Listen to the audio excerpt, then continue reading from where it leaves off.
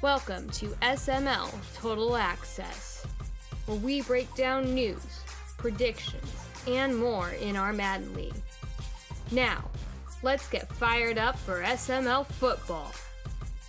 Hello and welcome back to SML Total Access. I am Primetime 000, joined by Matt and Dan. What's going on, fellas? Hey, what's going on? Ready to get going here? TA is back. That must mean Q lost, right? Yes. I mean, yes, he did. Hey, speaking of, season 60 in the books. Over 60 seasons of SML football complete. What was your guys' thoughts on that year? Yeah, I think for me it went status quo. I think this is the Madden of abilities. Bomber posted a stat in chat the other day where every Super Bowl has had either inside stuff or set feet lead, pass lead elite, which I'm just going to say set feet lead. You versus Straw season 1, you both had inside stuff. Season 2 was Woods versus Dan, both had inside stuff. Season 3 was QP versus Meat, so that's the one anomaly. Yeah, set feet lead on QP side, but Meats didn't have either ability. And then this year we saw set feet lead versus set feet lead. So I think that's what it comes down to. It's the abilities. Doink didn't even make the playoffs 2 seasons ago. He gets set feet lead, and then he loses one user game and wins Super Bowl. So he goes from no playoffs to set feet lead to 1 loss and winning the Super Bowl. Crazy. Hey, I'm sorry, guys. We're in the year of abilities. I think the last time we recorded this, Dan threw out a win-loss record of all the set feet elite guys, and it was astronomical. And I think you're gonna see Wine, who has the other one. Now that he has a full season, I think he's gonna propel up. That's my review. The abilities. Dan? Yeah, I think Matt makes a good point. I think we're going to talk a little bit more about it. It's frustrating, I think, from a competitive perspective because it feels like there's no counter to some of those things. But let's just look at the SML. Look where we're at. This is a great league where Prime doesn't make the playoffs. I know we gave him a hard time about that. I know, there was a lot of joking and ribbing in that. But the point of it is that the parity and quality continues to rise, and that playoffs just aren't a guarantee, and that's a good thing. I mean, I'm not happy with the way we got here, but we are here. It's entertaining. We've got to accept it. Some of these big dogs that kind of rolled over everything before aren't quite doing it. We got to kind of adjust to that. We got to kind of take a little bit of a humble pill and realize, hey, anyone can win at any time, and that's what the SML is, and that's what's going to make ultimately a better, more exciting, fun league if we can just kind of just acknowledge that's what we are. Yeah, it was an interesting season. Obviously, I missed the playoffs. Doink goes from kind of nobody to somebody, and just as an SML season 60, that's 9 Madden cycles. Next Madden cycle will be our 10th Madden game we've played on, which is absolutely crazy to me. And obviously I think when it comes to the league as a whole, and like Dan said, parity wise, I mean, we've had a different Super Bowl champion every season so far, which is pretty awesome. I think obviously gameplay wise with how the game plays its abilities, that kind of sucks. And we'll talk about that. But in terms of who we have in the league and the lack of drama and kind of the parity, that makes me I feel like we haven't been in a better spot in terms of that stuff. Playoffs, I thought they were great. I thought we had a lot of great playoff games. Still some guys who have something to prove with me and Dump and Dan trying to get his first Super Bowl win. I'm trying to get another one, but I missed the playoffs, and Dan trying to get his first win. Dump trying to do something. I thought the Super Bowl was a good game. I thought it was sloppy, but I thought it was good, and it was cool to see Doink kind of shed that choke artist narrative a little bit there and win the game.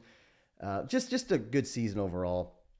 But moving on to second down, Matt talked about abilities, and I wanted to talk about them a little bit as well. What's your kind of revisit this topic again? What do you think about the current system we have? What's your thoughts on abilities? I'm not necessarily saying the whole turn off ability subject, but there was a big debate right around season 1, like, do we need to change the system? And I elected not to do anything with it, really. Let's revisit that. Dan, you go first. Yeah, hey, I know that you set this topic up so you could pat yourself on the back. We get that. We've been on TA long enough. We understand that, Yeah, and yep. I'll help you and do that, and I'll give you credit where credit's due. Your slow burn, which at times can get frustrating, has again proven to be the best route. Okay, we're already struggling with super teams. I think last count, some of these teams have 15, 16 players with abilities. Seems like cap really isn't being a problem, and so they can keep hoarding these players. And so any kind of system would have ran into just even more super teams. And I've been down that road in other leagues, and things look great on paper, things look pretty intriguing, and then you start getting into a season or two, and then all of a sudden you realize, we're playing a mutt game, and we're even heading to that direction anyways. But Yep. where Prime was, you were good at is to slow that down. Again, my biggest complaint right now, and I wish there was some counters to some of these abilities. I wish there was a counter to Set Feet Elite that you could play and do, but there isn't. And hey, we've been here before with Freight Train. We've been here with Joystick. We've been here with Escape Artist. Just a new game, new version, new difficulties, and we just got to play the game it is. But again, here it is, Prime. Hats off. Good Yes, job. yes, yes. Matt, what do you think? Yeah, great job, Prime. I think NYT's proved that this is the best league out there with some of the screenshots he's posted. But with the abilities, I mean, I think the system we have is great because it's a slippery slope, right? I think Tiny was talking about, or there was somebody talking about, there's a league that lets you have so many ability points and you can pick and choose your abilities. And so it's slippery because, nobody in the NFC has Set Feet Elite, right? So we can't counter Doink. That's the unfortunate thing. But do I really want everybody to have it and then I have to play against it every game, even if I have it? Not really. I like that there are abilities that kind of set teams and players apart. The problem is EA does not balance abilities mid-season at all. It took multiple years to get Escape Artist nerfed or changed. They didn't nerf it; they just made it an X factor, and they did that between games. Whereas, like in Call of Duty, I make this analogy all the time. If a gun is really strong, they tend to bring it down in line with other ones or bring up other guns to that level. That doesn't happen in Madden, so you've got a couple that are just really strong, and it is what it is. You either got them or you don't. The problem is now Madden has made them extremely hard to get because of the thresholds. So I like our system. I think this is the system that's probably the best. Maybe next cycle, do we look at, it's 5 superstars over 85. I think almost every team in the league has one of the has more than that. So the rerolls are pretty much done unless you have like a ability that's banned or something. So maybe do we look at it maybe increasing that because the training devs cause more superstars now? I don't know, but I like the system we have in place. If everybody had Set Feet lead, I don't think it would be as enjoyable. Yeah, it's an interesting debate. And I think when this happened in season 1, people are kind of when the idea of having more re-rolls or being able to pick your abilities, when this originally got pushed hard, people kind of lacked the long-term vision of, hey, we've been blipped a couple times, but really we're a 9-season league. And right now there's over 100 X factors in the SML. Right now there's over 200 superstars in the SML. Right now, there's over 600 stars in the SML. The way the game is constructed is you can get dev bumps by just a weekly dev bump in training. You can get dev bumps in training camp. You can get dev bumps game breakouts. And you can get dev bumps in after-season, post-season statistics. So there's around 600 guys right now that could easily, in a flick of a switch, get to Superstar. In addition to some of these superstar guys hitting X Factor and getting more ability slots. So when I think about that and I hear, hey, there's really only 2 or 3 abilities in the game that really matter. What would they be? Jukebox, the Set Feet lead or pass lead elite, and inside stuff. The quarterback one, it sucks. I wish my quarterback had it. I was trying to get it. I bumped up Richardson's strong arm. I was playing the long game. I didn't get it. There's about 5 quarterbacks in the SML with Set Feet lead that separate themselves. And I wish it was an OP, but it is. It's totally OP, and I wish it was an X Factor ability, to tell you the truth. But how many quarterbacks in the NFL separate themselves? I don't know, 3 to 5. So to my point, I don't want any more than that. I don't want guys to be able to buy that or re-roll that to where we have 10 or 15 and we play that every week, because it's just going to feel like mud. And honestly, if I could go back in time, I would say, hey, we're going to crack down on this more, because now by cycles in, I mean, there's going to be teams with literally their whole nearly their whole starting lineup's going to be superstar or better. I mean, it's going to be insane. We're just now halfway through the cycle. I mean, this is going to be nuts. So I wish I would have almost went a little more strict on the ability thing, but alas, well, that's where we're at with it. It's fun. It's a fun narrative to talk about, and obviously, people typically get angry about it when their guy gets a crappy ability. And when something happens to you, that's the worst time to pitch a rule. I'm just going to throw that out there anytime. But anyway, that's kind of my 2 cents. And, like you said, if you're talking about buying abilities, there just aren't enough good ones to spread that out. So everyone is going to go inside stuff on defense and set feet lead on offense, and no one's going to be able to run the ball, and no one's going to be able to stop the pass on defense. Yeah, that's not going to be a fun league. It's tough. It's tough. Yeah. Hopefully there'll be more balance in the future. But band return, man. Sorry. Oh, did I say that? Yeah. Let's move on to third down. What are you most excited about this season 61, or if you want to go this cycle, if you can't pick something this season, what do you got? And Matt, we'll start with you. Yeah, I've got a couple of things I've got my eye on this season. I think the first one's going to be the AFC West. I think we've established that Filthy is elite. Obviously, QP's been elite since pretty much he got here. And then you throw Wine into the mix, who didn't get a full season with that team and now does. And I played him. He's a really good player. I think any of those guys can win that division. And I am leaving out Gutta. I don't think that he can compete in that division, but he's good enough to play spoiler. He plays Q really quick, really close. So, it comes down to divisional tiebreakers or, an extra win or loss here. Gutta could play spoiler in there, and I think he's a contender for the wild card. He was last season. Unfortunately, it's a tough division for him, but man, you'd want to talk about a division I wouldn't want to be in. It's that one. I think all those guys have big playoff runs in their abilities. And then on the NFC side, I think the storyline for the rest of the cycle is going to be, can anybody stop Doink? On the AFC side, you've got Mahomes, Herbert, Burrow, and then you've got you and Dan, who are really good players. So it's like there's some parity there where, like, we saw in the AFC Championship game, set feet elite versus set feet elite. But on the NFC side, we got nothing, man. It's Doink, and he's the only one that has it. And can someone beat him? I don't know. I look at Straw. Is he going to come back with a little resurgence? He's got the powerful offense. Is Bomber going to get a shot? He had to take a forced loss against me, unfortunately, so he didn't get a true ability or a true shot. Yeah. Is AJ going to claim the next big thing again? He just really played a really good game against Monty. So can Meats get back there? But we're all chasing Doink. That's set feet elite. Not only that, but he's got one of the best teams in the game. Even if you took that away from him, he's dangerous. Now you give that to him and good luck. So those are kind of my 2 storylines. Dan? Yeah, mine are AFC is who's in, who's out. I mean, I think you look at the math, and there are probably 10 legit playoff teams for 7 spots. Matt just mentioned, hey, there's 3 in the AFC West. There's 3 in the NFC or AFC South. There's maybe 2, maybe 3 in the AFC North, and then, well, the AFC East has to get one. So you start adding up those numbers, and some good players are going to not make playoffs. So, everyone kind of gave Prime a little hard time about that, but hey, you better be careful. You might be the next one this season. So that's my one storyline in the AFC. And the NFC, I'm going to push back a little bit on Matt. I don't think Doink makes it back to the Super Bowl. Oh. I think Doink had a great run. I think he played well. I think his team is wonderful. I think he deserved everything he got in that Super Bowl, but I am not convinced that Doink has what it takes to repeat. And I think guys are going to start figuring him out. He's predictable, and I don't see him making it back to the Super Bowl. So my storyline in the NFC is who's up next. We've got 4 different representations. I think you're going to have a 5th one, and we're going to have a brand new NFC champion this year.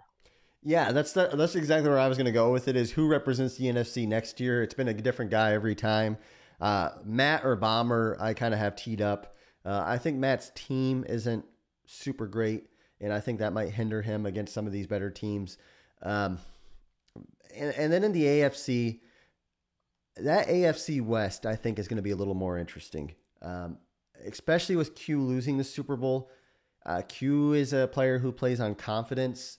and now he's been brought down to earth a little bit, and I'm curious if Filthy and if Wine are going to smell blood in the water there and try to take that division over. That would be crazy. It's happened to me, and I'll tell you what, I'm excited about my season. I know I always probably say that, but I haven't been as hungry about a season as I am right now. And I think winning the Super Bowl season one, I'm a guy who like it kind of gets better mid cycle. I think winning the first Super Bowl almost like hurt me a little bit because I got too comfortable, but now I'm really, really hungry and I'm really, really, really excited for this season and I'm really want to win. So we'll see what happens with that. But it's going to be a really fun season, season 61, 8 more Super Bowls away from Meat's favorite Super Bowl. I expect a lot of graphics in season 69, but we're not there yet.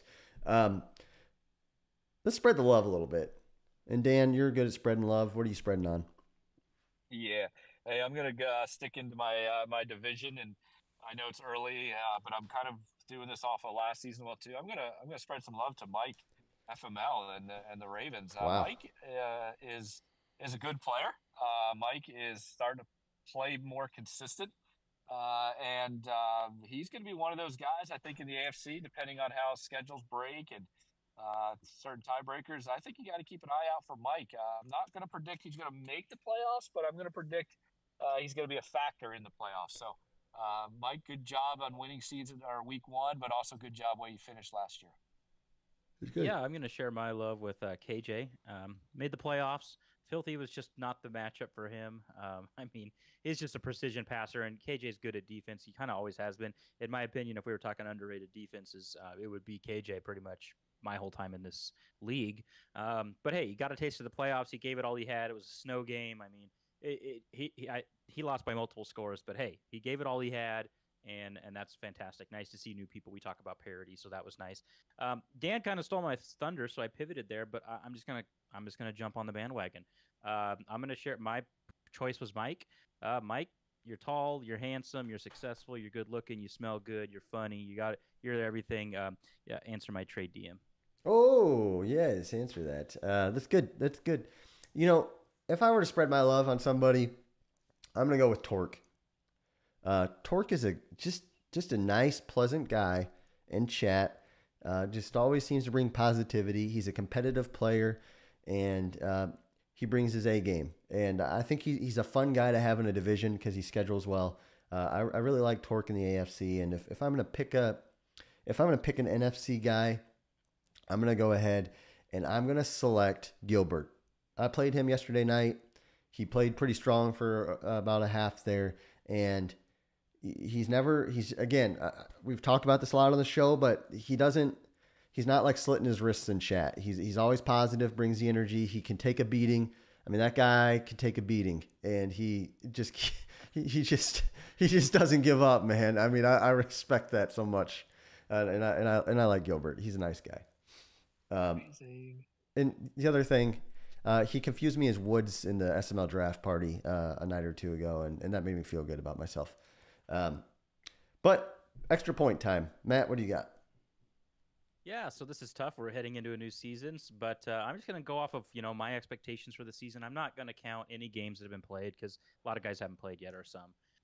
So at number 5, and I'm going to get probably a lot of crap here, but the biggest comeback story in the SML is I got Prime at number 5. I think you're going to figure it out. I think you have done some soul searching. I missing the playoffs. I think you feel a little bit embarrassed when that happens, and I think you're going to figure it out, whether that's leaning on JT more and swallowing the pride of wanting to throw it all over the field with your stud quarterback, or maybe you want to throw it all over with your new receiver. I think you're going to find out what you're good at and make sure you make the playoffs. At number 4, I've got KP. Hey, man, I talk about I can't play defense. A lot of people talk about they can't play defense, but man, KP, that guy can play defense. I looked at his stats in the playoffs last year, and he was like top 5 in every defensive category. He can play really good defense. The Jaguars actually have a good defense. They've always have in Madden. Number 3, I've got Filthy. Hey, man, this guy is, I mean, I've played him and I've watched a lot of his games because he tends to play late at night, which is perfect for me, being on the West Coast. Dude, this guy is an elite passer. He's doing it. He's got good receivers. He's got a good quarterback, but he doesn't have the abilities. He did get fearless and gunslinger, so that helps, but he doesn't have any super ability. Man, this guy is just an executioner out there when he throws the ball. He can tighten up that defense a little bit. I really think that Filthy, and if he can get over that QP hump, or if someone else can beat QP in the playoffs for him, watch out for Filthy. Ask Bomber. Number 2, Dump. Hey, this guy gets a dev game every time I turn around. Or not a dev game, but a training dev. I mean, this guy might single-handedly have us at our superstar or X Factor limit just with his team. He's playing Mutt for free. He's got the best quarterback in the game. He's got one of the best receivers in the game. He's got the best XYZ. He was just in the AFC Championship game. I know it was a bad game. That's not indicative of Dump's ability. That was a bad game. He plays that game 100 times. I don't think he gets blown out more than 5. So it is what it is, right? You run up against a great player, sometimes they get the best of you. So watch out for Dump, man. Watching him play Wine, who's a really good player, he was fitting balls in that I wouldn't even throw them, and he's got the confidence. At number 1, I've got Doink. I disagree with Dan. I'm sorry. There's nobody in the NFC that can counter set feet lead. And yeah, Doink's predictable, but now that he's predictable, he's got set feet lead. His predictability, he can fit those tight windows that he had a couple of passes against me that I thought I had a pick on, and set feet lead just got it there, and I couldn't get there. So Doink's my number 1, mostly just because I don't think he has much in his way when it comes to the NFC. Wow. No, that's good. 5 and no Q? Well, what's going on with this? What in the world, Matt? Like, you got some problem with Q here? How do you not have Q in the top 5? Nah, here's the thing. Q's an emotional guy, and he's down. He's mad. He's in a tough division. This is a down year for Q. He's going to be fine, but it's not going to look good. He's got the first place schedule. He's in trouble. The other thing. Can we record this? Can we drop this tomorrow? Because I play him tonight. I need you guys like rallying this beast up, man. Holy cow. Might as well add fuel to the fire here. Q in the Super Bowls this year averages 186 yards passing, a half a touchdown passing, and 1.5 interceptions per game. And that's your guys' passing king. Have a good night, everybody.